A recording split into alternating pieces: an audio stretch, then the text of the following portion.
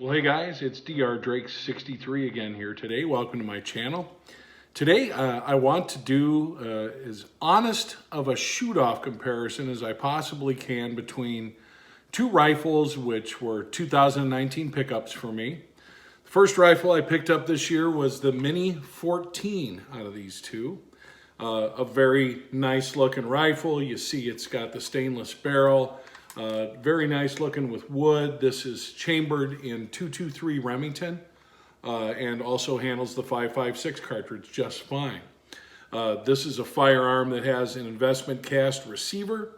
It was modeled after a combination of M1 Garand, M1Carbine, M1A1, M14, kind of inspired by that group of rifles, and looks a lot like it. So, like I said, this shoots an intermediate cartridge. I'm going to compare it today to a rifle that I've been wanting for a long time, and I recently picked up a recent production of the Inland M1Carbine. This shoots basically a pistol caliber cartridge in .30 caliber. I'm not going to pretend that one cartridge or the other compare today. They just simply don't. The .30 carbine, in my mind, is a 150 yards and in effective range cartridge, whereby you're going to see the 5.56 or 223 with a much greater effective range. Definitely well better than twice that. Now, in looking at both of these particular cartridges, one thing you'll notice right away is that on the left here, looking at the .30 carbine, it has a very kind of rounded, almost blunt kind of profile. And when you think about that in terms of fitting into your chamber, I think that there's an advantage to the shape and the cartridge neck of the 5.56 in terms of chambering. So coming out of your magazine, and which one's going to be more forgiving in terms of getting into that bore? I'm going to vote for the cartridge on the right as opposed to the cartridge on the left. So if everything else is being equal, I would expect a little bit more reliability with the 5.56 round from a chambering standpoint than I would the .30 carbine. As far as ballistic flight and things like that, like we already talked about, this cartridge on the right is going to provide approximately 1,000 feet per second more velocity.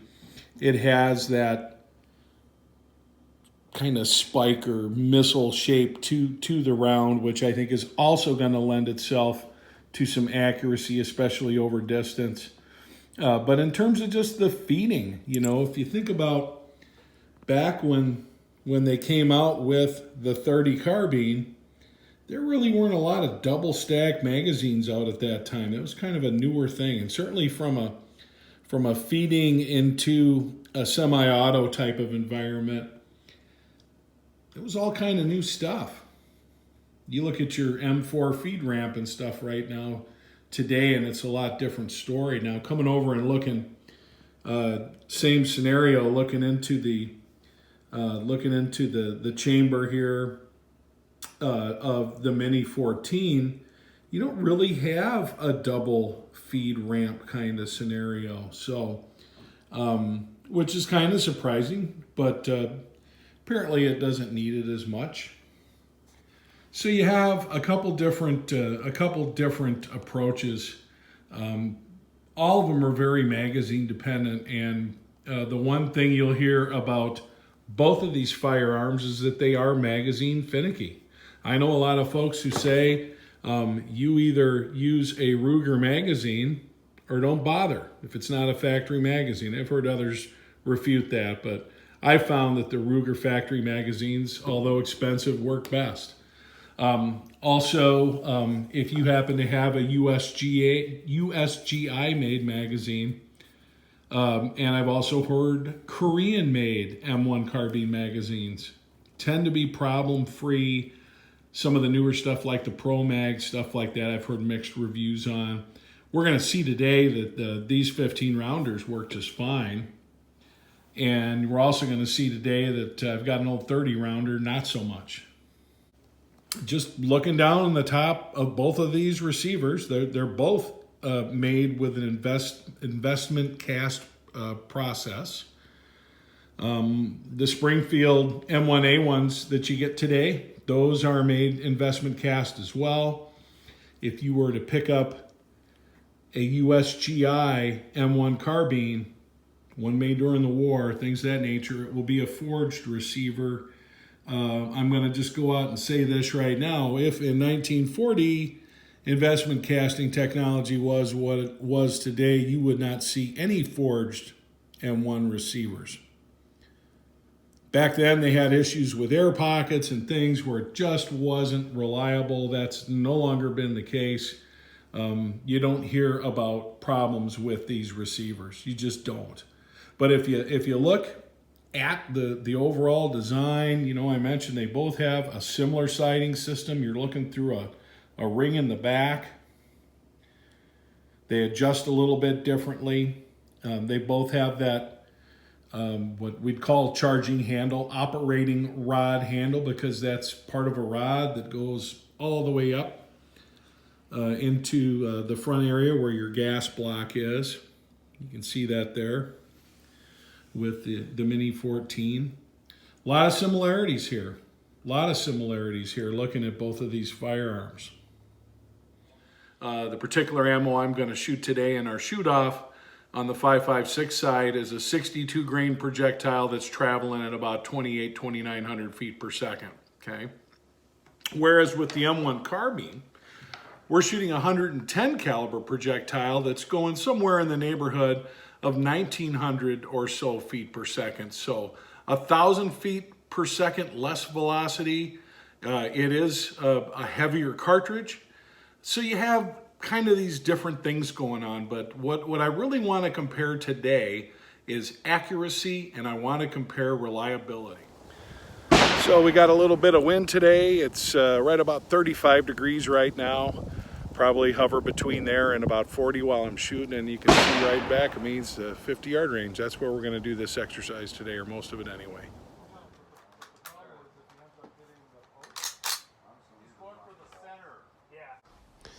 So here we are. We're going to take our time here shooting off the bench, not using sandbags, not using anything like that, just resting our elbows and shooting iron sights here at 50 yards. And one of the things I notice when I shoot this M1 right off the bat is that the trigger is kind of stiff. It's on the heavy side for all the firearms I own, and from what I can see, it is breaking it a little bit, over time. And we're just taking a look at our results here and have found that we do need to make some adjustments to the rifle. We're shooting off a little bit to the right. It's a very easy adjustment to make on the M1 with this kind of sight.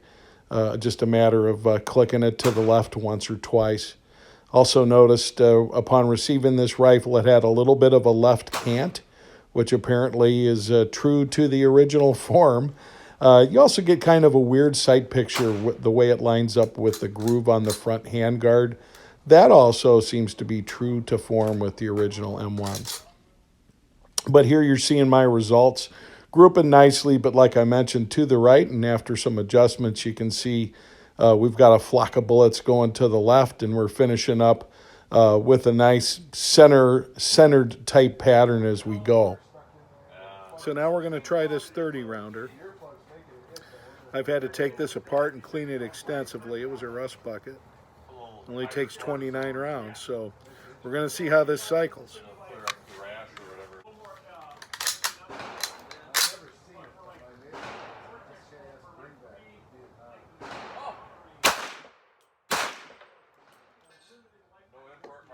I'd say not very well so far.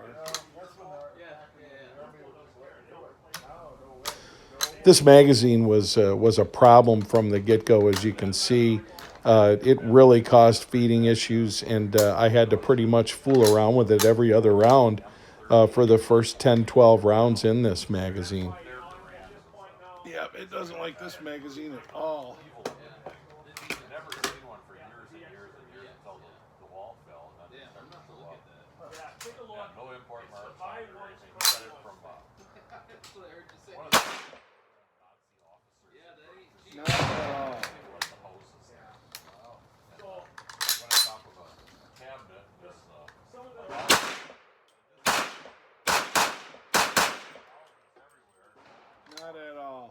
problem is it just doesn't seem to like to want to extract.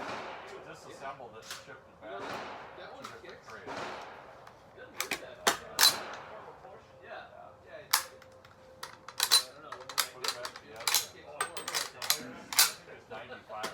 So, finicky about magazines? Absolutely.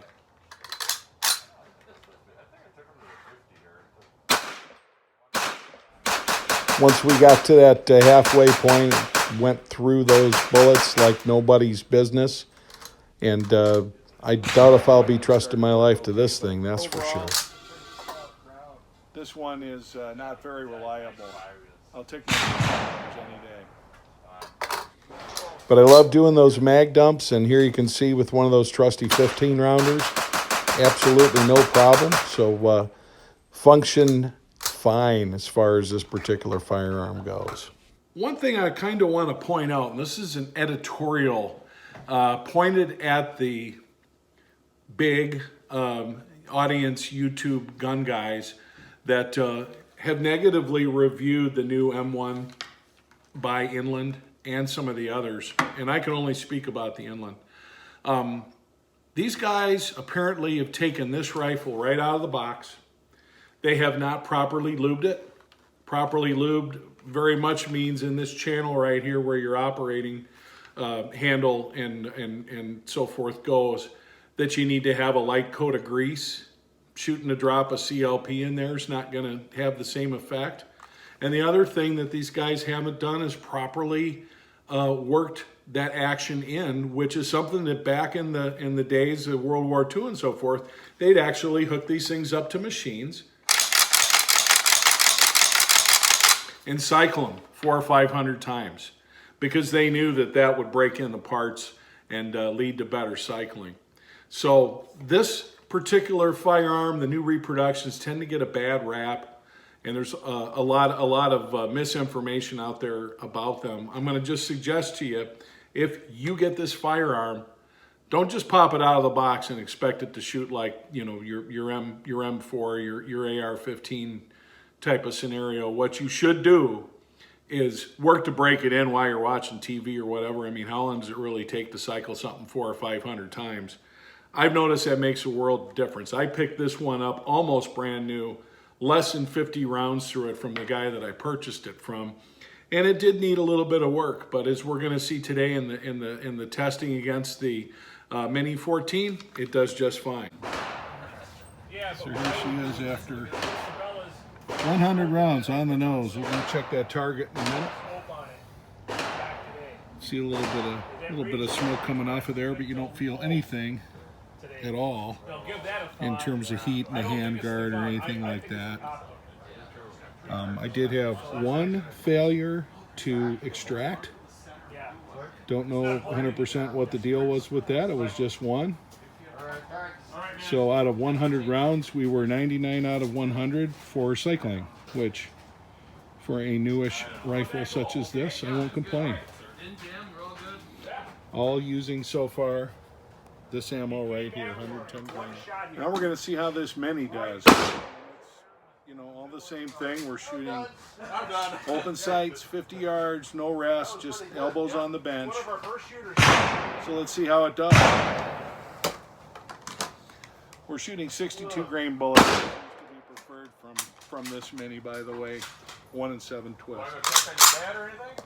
Oh, right there. Oh my gosh, there he is. Apologize for the background noise. It was a busy day at the range. Just a couple notes. I will tell you that I do like that trigger on the Mini 14 in comparison to the Carbine. I think I've mentioned that 3 or 4 times in this video so far. For sure, the trigger's a lot better. Let's see how we're doing here.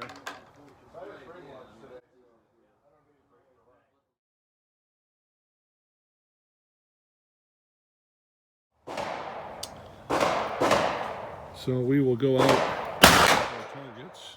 We are 60 rounds through. And so far we are not seeing the same kind of accuracy that we do of the M1. So there is that. So we'll wait till we're done to draw any conclusions. Need to reload. Okay, so you can see my groupings. I'm mostly messing around with elevation here, and you can see the spread in terms of windage. It's a little bit more, but not too much more. We're going to put up one of these targets in the middle and work. This is 60 rounds. On our last 40, we're going to work on this, see how many of them we can get there. It has a much better trigger, much lighter trigger than the M1, so advantage to the Ruger on that.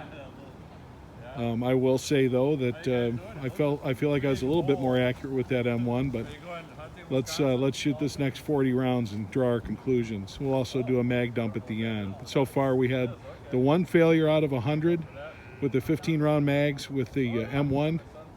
0 failures out of 60 so far with the Ruger. As much as I prefer the trigger on the Mini 14 to the M1, I don't like the sights as much. I can more easily acquire my sight picture with those M1 Carbine sights than I can through the Mini 14. Obviously, I can get some aftermarket sights, change things up, but just as a general comment, it was a little bit easier for me to get on target using the sights with that M1 today.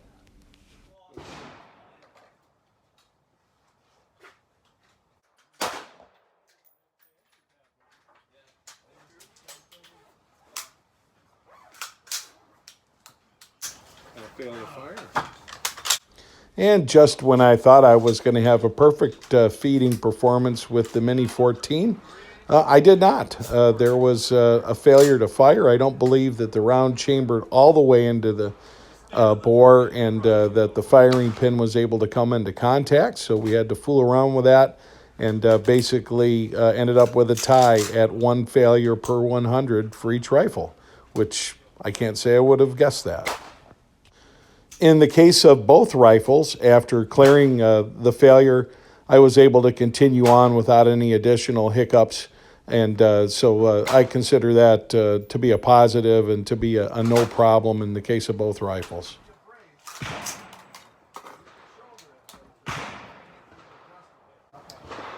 And that's 100 rounds. So like I said, a little bit larger dispersion pattern at 50 with the Mini 14, but mag dump went fine. And man, do I always love doing those. Kind of blew over my camera a little bit, as you can see. So for the last part of our test today, we went over to see how we do at 100 yards.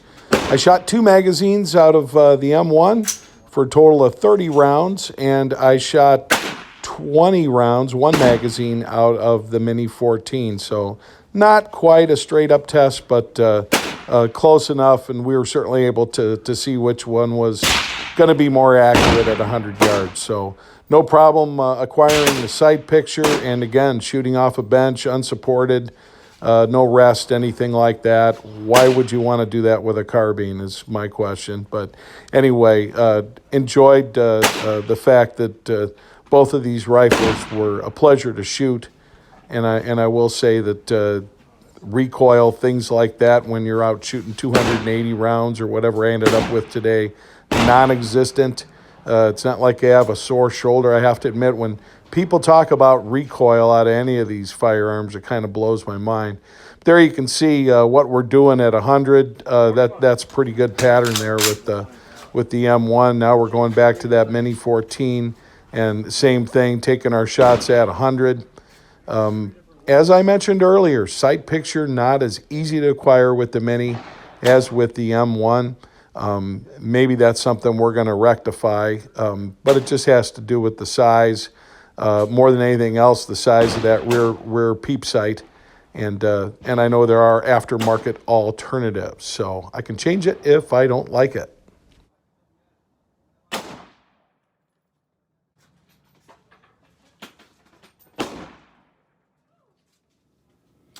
So the proof's in the pudding, guys. Let's talk about targets a little bit. First, we're going to look at 100 shots from that M1 carbine at 50 yards. Okay, and what you're going to see basically is a concentration that hovers around the middle.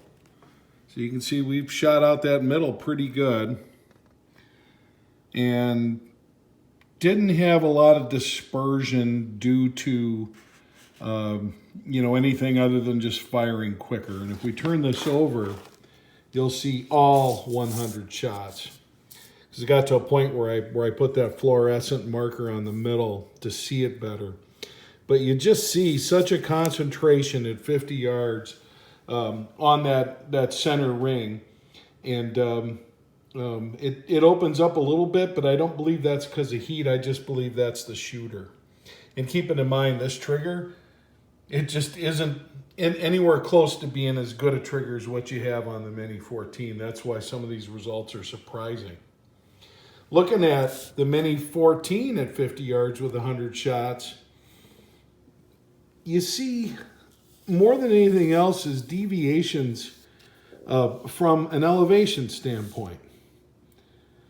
You don't see quite the concentration around the center. We do have some pretty decent center hits. And if we turn that over, you can see that this target did have some decent hits on it. Which one would I say is better? Well, those two orange rings are after these rifles have had about 50 or so shots through them. And as you can see, is after these rifles heat up, you just see a lot better concentration of hits on that center mass area with the M1Carbine than you do the Mini 14. There's a lot of ways that, I suppose you could interpret these two targets based on what you're looking to see to begin with. But just being objective here, guys, if you ask me which rifle is more consistently hitting center, I gotta say for sure it's the M1Carbine. Now we're gonna look at those same two rifles from 100 yards. And a little bit of a difference. We did one 20-round magazine with the Mini 14 here, and here we did two 15-round magazines with the M1. Just looking though, where these hits are taking place and how far we're seeing the spread, especially these ones that kind of down here, I didn't really adjust my point of aim or anything. You just see this opening up quite a bit with the Mini 14. Whereas even though, yeah, you have a few stragglers with this M1 at 100, you do, once again, have a better concentration of center mass of target. So I'm going to have to say, again, especially given that there's such a huge advantage with this trigger here, and I'm still getting that much more accuracy with the M1, that the inland modern production M1 is definitely a more accurate rifle than this Mini 14. Now, there's going to be some folks who love the Mini 14, and I certainly think it's a great rifle. I own it. There's going to be some folks who are going to say, yeah, but you can get a stabilizer and you can add it to the front. Yep, I've seen those. They're like 150 bucks. I don't like the looks of them, by the way. You can do this and you can do that, and I get it. I get it.